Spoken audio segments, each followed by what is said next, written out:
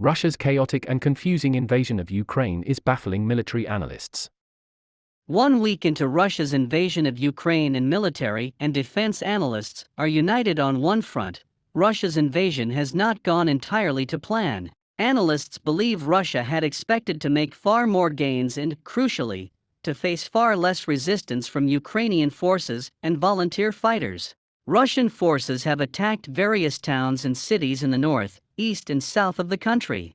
A week into the invasion, and Russian forces have claimed one major city, Kherson. 1 week into Russia's invasion of Ukraine, and military analysts are united on one front: at least, Russia's invasion has not gone entirely to plan, looking disorganized, uncoordinated, and sluggish to observers.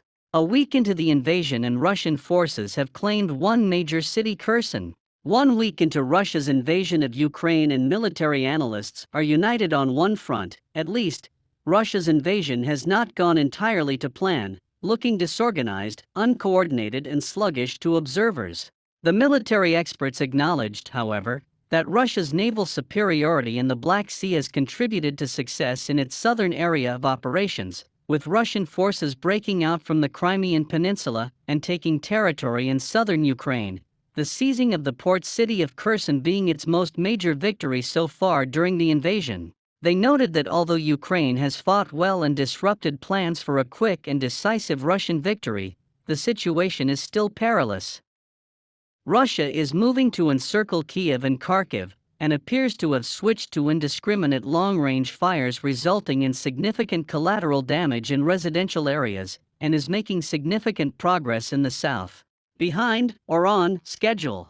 Western intelligence officials have suggested that Russia's invasion is behind the Kremlin's schedule, and there have been reports that Russian President Vladimir Putin has become increasingly frustrated by Russia's military struggles in Ukraine. Current and former U.S. officials briefed on the matter told NBC News. They also warned that Putin may see his only option as doubling down on the violence Russia unleashes against the country, and a number of analysts have questioned Putin's rationality when it comes to Ukraine.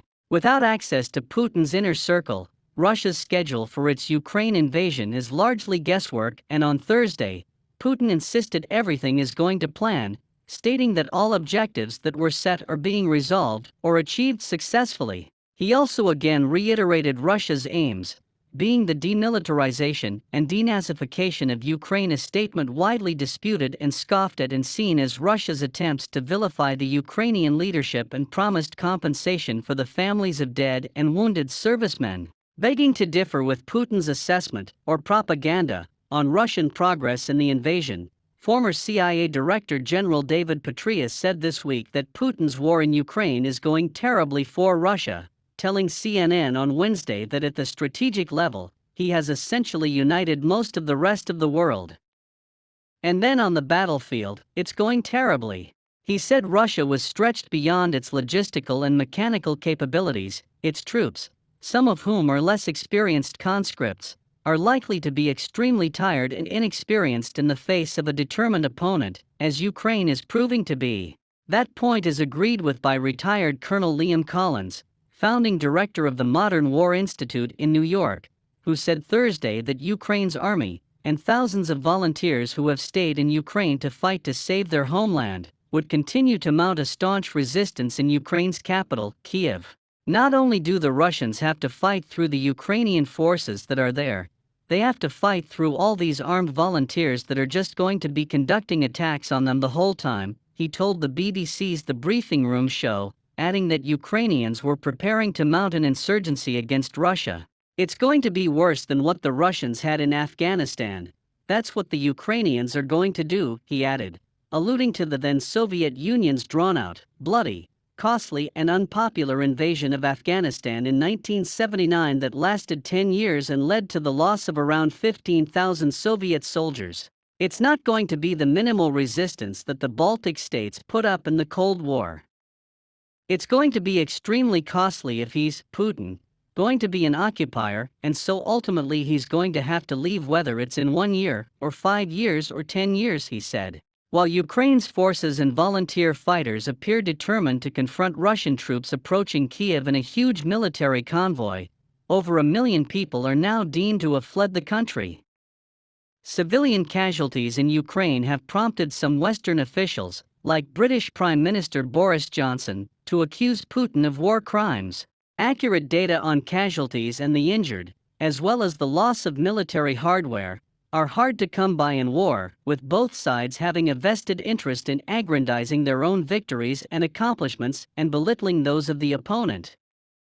Crucially, both sides have an interest in minimizing their losses too, as they strive to maintain the morale of troops and their respective publics alike.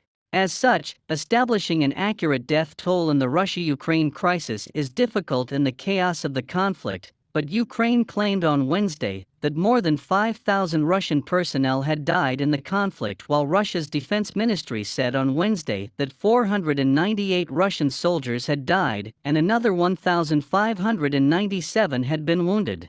Russia took several days to even acknowledge and concede that some of its personnel had been killed and wounded, with one military analyst telling CNBC on Wednesday that he believed Russia thought it would be completely easy to invade Ukraine. They thought they would roll right in and the Ukrainians would give up. Jack Jacobs, a retired colonel in the United States Army, told CNBC's Squawk Box Asia on Wednesday, saying Russia had underestimated the tenacity of ordinary Ukrainian people. Russia has not been able to swiftly achieve its military objectives, he said, because the Russians are not nearly as well trained as they think they are, or as we thought they were. They're not nearly as well equipped, he said. Overall trend still unfavorable.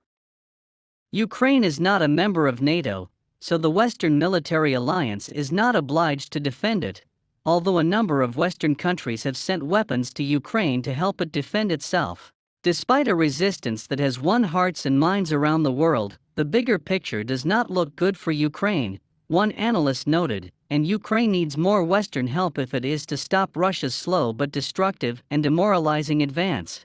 While the advancement of Russian forces appears to be slow, costly, and challenging, the overall trend is still unfavorable for Ukraine, Andreas Tursa, Central and Eastern Europe advisor at Teneo Intelligence, said in an emailed note Thursday.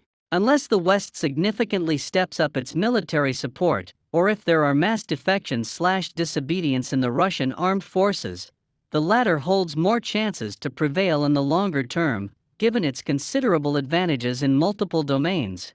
Control of the capital Kiev and the survival of President Volodymyr Zelensky's administration are crucial for the morale and defensive positions of the Ukrainian side. And even if Russia's military advancement stalls, Putin could use increasingly powerful weapons systems or even nuclear threats to force Kiev to capitulate, he noted. Looking further ahead, analysts agree that even if Russia wins in Ukraine, that will be the easy part, and holding the country whose population predominantly has a pro-Western attitude and will be even more anti-Russian after the invasion will be much harder.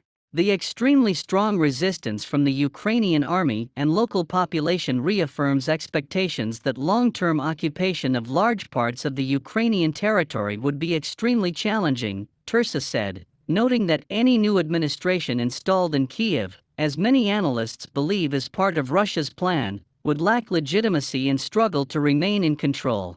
Other analysts agree. Tim Dowse, Senior Associate Fellow at the Royal United Services Institute, said Wednesday on Twitter that despite all the visible failings, realistically it is hard to see how Russia will not eventually prevail militarily in Ukraine. The imbalance of forces is simply too great. How will Russia indefinitely occupy, control and administer a very large country of 40 million, overwhelmingly hostile people, with a ruined economy, a need for major reconstruction of damaged infrastructure and probably a serious humanitarian crisis, he said. Even if Russia was able to find Ukrainians willing to constitute a new administration, Dowse questioned whether civil servants, the police and other public officials would be willing to take orders from such people. He concluded, won't military victory be the start, not the end, of Putin's problems?